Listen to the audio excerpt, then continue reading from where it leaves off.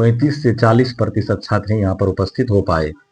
40,000 से ज्यादा आवेदन होता है तो आप लोगों का मेंस एग्जाम भी लिया जाता है।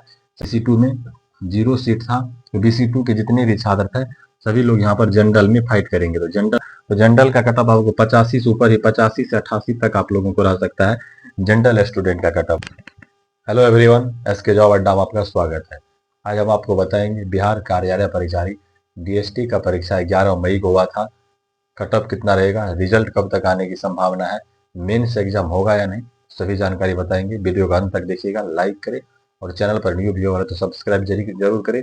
इस चैनल के माध्यम से आपको सभी प्रकार की सरकारी भर्तियों से संबंधित नोटिफिकेशन दिया जाता है। चलिए शुरू करते हैं। यहाँ पर आप लोग देख सकते हैं बिहार SSC के द्वारा कार्यालय परिचारी यानी DST के पदों पर बहाली आई हुई थी। 11 मई को एग्जाम था, आप लोगों को पता है, आप सभी लोग एग्जाम दिखाए हैं। जिनमें 238 पदों के लिए यह बहाली आई हुई थी। यह बहाली आप लोगों को 2022 में ही देखने को मिला था। यहाँ पर उपस्थिति जो है बहुत कम उपस्थिति था। 2022 में बहाली आई हुई थी, 11 मई को 2025 में एग्जाम हो, यानी कि 3 साल के बाद यहाँ पर आपको एग्जाम देखने को मिला। 3 साल बाद यहाँ पर एग्जाम देखने को मिला। उपस्थिति भी बहुत कम है। उपस्थिति की यहाँ बता दें तो उपस्थिति में यहाँ पर मात्र 35 से 40% छात्र ही यहाँ पर उपस्थित हो पाए। मात्र 35 से 40% छात्र उपस्थित हो पाए।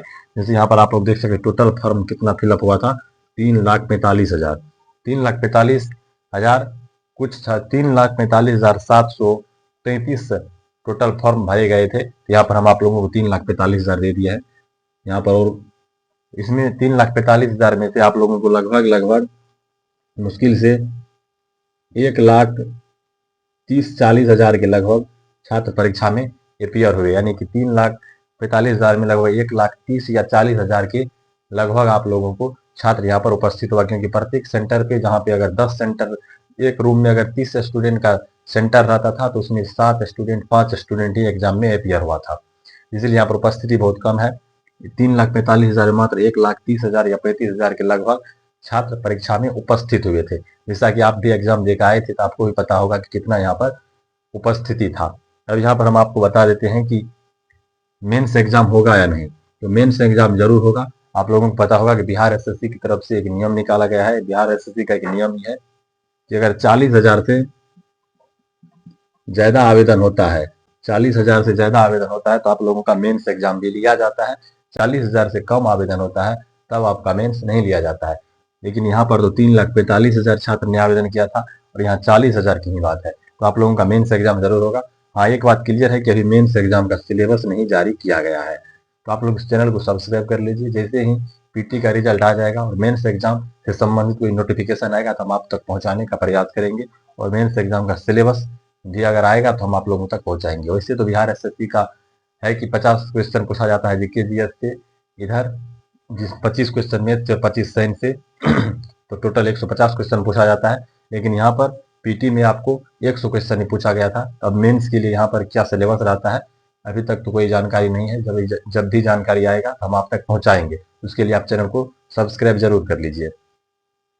यह बिहार SSC की तरफ से जो परीक्षा 11 मई को हुआ था उसी से संबंधित जानकारी यहाँ पर है। अब यहाँ पर है कि कटअप रिजल्ट कब तक आने की संभावना है। तो रिजल्ट कब तक आएगा, आप लोगों को पता होगा कि इसका जो है फॉर्म जब 2022 में इसका फॉर्म भरा गया, 2022 में इसका फॉर्म भरा गया, 2025 में यहाँ पर एग्जाम हुआ। एक एग्जाम लेने में इनको 3 साल लग गया। 3 साल इसको एक एग्जाम में लेने में लग गया। तो यहाँ पर आप लोग रिजल्ट भी कब आएगा, तो रिजल्ट भी कब आएगा इसके लिए आप लोगों को ऑफिशियल वेबसाइट पर ही पता चलेगा। वेबसाइट ही चेक करते रहना है कि रिजल्ट कब आएगा, उसी से हम आपको बता पाएंगे कि रिजल्ट कब होगा। ऐसे अनुमानित तिथि भी हम आपको नहीं बता सकते हैं कि अनुमान भी बिहार SSC का कोई भी अनुमान नहीं लगा सकता है, क्योंकि इसको एक परीक्षा लेने में 3 साल लग जाता है। यहाँ पर आप लोग देख सकते हैं 22 में बहाली आई थी, 25 में परीक्षा हुआ। यहाँ पर रिजल्ट का भी कोई अनुमान नहीं है कि कब तक आने की संभावना है। जो भी हो सकता है, बहुत जल्द भी आ सकता है, क्योंकि आगे में इलेक्शन है तो बहुत जल्द भी आ सकता है। लेकिन कोई सही जानकारी नहीं है, सही तिथि नहीं है। तो आप लोग चैनल को सब्सक्राइब कर लीजिए। जब भी रिजल्ट से संबंधित कोई नोटिफिकेशन आएगा तो हम आप तक पहुंचाएंगे। कटअप की यहाँ पर बात कर ले तो कटअप यहाँ पर बहुत हाई रहने की संभावना। आप लोगों को पता होगा कि BC2 में यहाँ पर 0 सीट था। BC2 में 0 सीट था। तो BC2 के जितने भी छात्र थे सभी लोग यहाँ पर जनरल में फाइट करेंगे। तो जनरल में 99 सीट था। आप लोगों को पता था कि जनरल में 99 सीट था। तो जनरल का कटअप यहाँ पर आप लोगों को 85 प्लस ही देखने को मिलेगा। यहाँ पर आप लोग देख सकते हैं, क्योंकि BC2 के 0 सीट था तो BC2 के सभी छात्र आपको जनरल में ही फाइट करेंगे, इसीलिए जनरल का कट ऑफ बहुत हाई रहेगा, क्योंकि क्वेश्चन भी नॉर्मल था, आप लोगों को भी पता होगा। तो जनरल का कट ऑफ आपको 85 से ऊपर ही 85 से 88 तक आप लोगों को रह सकता है जनरल स्टूडेंट का कट ऑफ। फिर वही BC1 का कम जाएगा, BC1 का कम रहने के समय BC1 का आप लोगों को 75 से 80 भी हो सकता है। BC1 BC2 में तो सीट ही नहीं था, उसी प्रकार से 80 का अगर आप लोग यहाँ पर 70 में हो जाएगा, और ST में तो सिर्फ 2 सीट था, तो ST का यहाँ पर ज्यादा 75 तक जा सकता है ST का, और SC में 70। इसी प्रकार से मेल और फीमेल में आप लोग 5 नंबर का अंतर करके देख सकते हैं। लेकिन यहाँ पर जो सबसे मेन टॉपिक है कि कट ऑफ, यहाँ पर तो जनरल का कट ऑफ आप लोगों को बहुत हाई देखने को मिलेगा। यहाँ पर आप लोग 85 प्लस ही जनरल का कट ऑफ रहने वाला है मेल स्टूडेंट का। फीमेल का कम रहेगा, क्योंकि फीमेल की संख्या भी कम थी।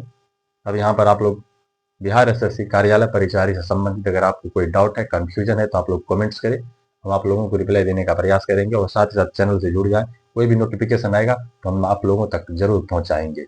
उम्मीद करता हूँ वीडियो पसंद आया होगा। धन्यवाद।